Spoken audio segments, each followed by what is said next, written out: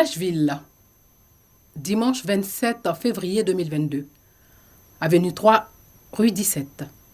Sous ces décombres, les sapeurs-pompiers militaires aidés par des jeunes volontaires sauvent une vie. Libérez, libérez, libérez, libérez.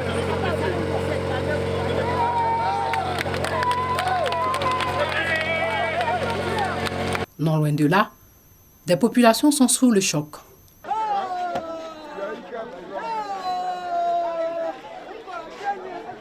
Il s'agit d'un immeuble R+7 en construction qui s'est effondré. En minuit et 1h du matin, on a entendu un très grand bruit. Bon, c'est pas un bruit qu'on attendait habituellement. Donc bon, dans le sauve qui peut, puisque c'est une cour à 2 sorties, nous on a cherché à sortir. Mais on avait un grand nuage de poussière qui nous empêchait d'avancer. Pour finir, nous sommes sortis. Le commandant des sapeurs-pompiers militaires en charge de l'opération fait un point de la situation. Nous avons été alertés cette nuit aux environs de 1h du matin pour l'effondrement d'un immeuble en construction R+7 sur les habitations contiguës. Aussitôt, nous avons engagé 8 engins et 40 sapeurs-pompiers. Sur les lieux, le bilan provisoire fait état de 22 victimes, dont 5 décédés. Parmi les 22 survivants, 7 victimes qui ont été extraites et remises à leur famille car ne présentant pas de lésions particulières. Les 15 autres évacués au CHU de Treichville par nos différents engins. Informés du drame, le maire de la commune de Treichville et la ministre de la Solidarité se sont rendus au chevet des familles des victimes. Nous voulons dire merci à la jeunesse de Treichville qui, dès les premières heures du drame, ont apporté secours aux victimes. Dit merci aux sapeurs-pompiers. Le gouvernement présente ses condoléances aux familles des victimes. Le gouvernement apportera son assistance aux blessés.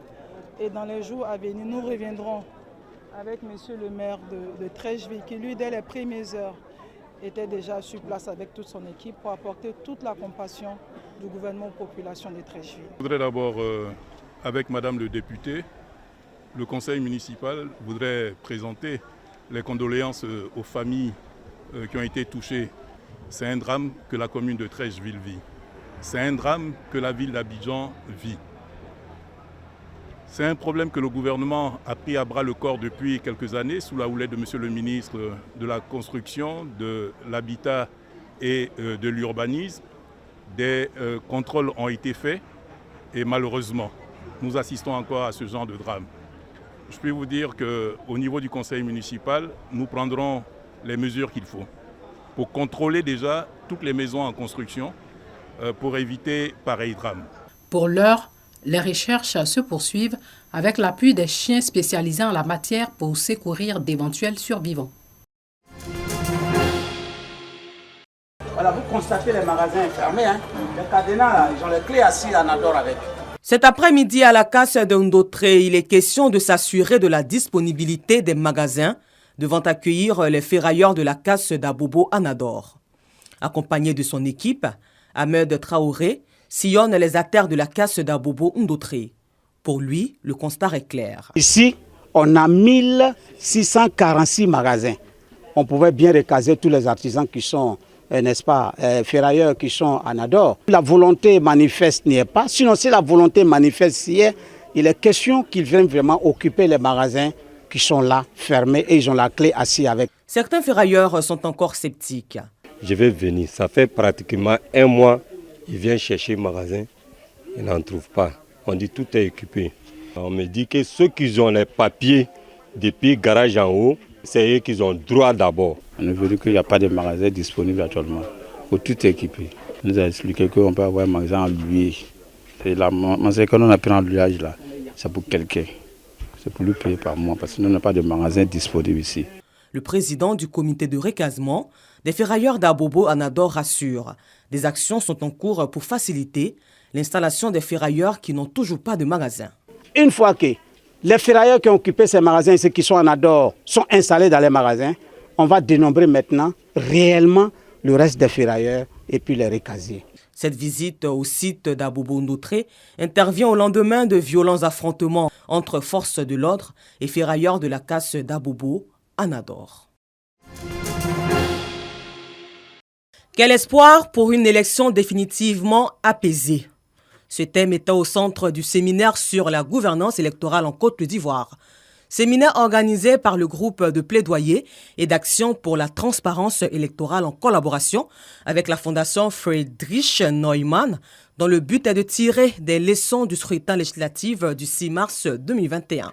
C'était un regard contrasté afin qu'à l'issue de tout cela, on puisse avoir des recommandations et voir comment améliorer et maintenir surtout cette tendance afin de mettre définitivement fin aux élections violentes en Côte d'Ivoire. La commission électorale indépendante, la majorité présidentielle, l'opposition politique et un consultant indépendant, tous ont planché sur la bonne gouvernance des élections. Nous avons considéré que c'est un acte important, ce sont des actions importantes qu'il faut saluer.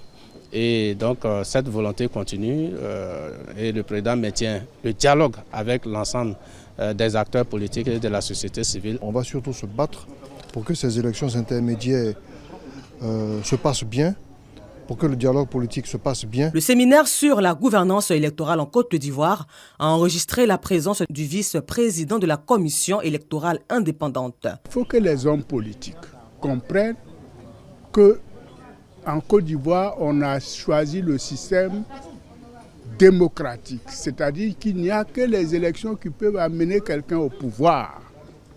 Et ces élections-là, ils doivent se mettre d'accord sur les conditions. En vue de garantir une élection législative sans tension, le 6 mars 2021 dernier, la CEI avait eu une séance de travail avec les responsables des différents partis politiques du pays. Il était l'invité du partage d'expériences dénommé Meet and Greet. Devant un parterre d'étudiants de l'Université Nord-Sud, Alain Richard Donvayi, ministre des Eaux et Forêts, par ailleurs président du Conseil régional de la Nawa, a passé en revue son parcours scolaire, professionnel et politique avant d'inviter les apprenants à la culture de l'excellence. Toute expérience dans votre vie n'est qu'une expérience qui doit vous aider pour le futur. Si vous voulez construire votre futur, faites attention à chaque présent, chaque instant de votre vie, chaque jour de votre vie. Faites bien chaque jour. En sa qualité de premier responsable des eaux et forêts, le ministre Alain Richard Donvayi s'est aussi prononcé sur la question de la déforestation.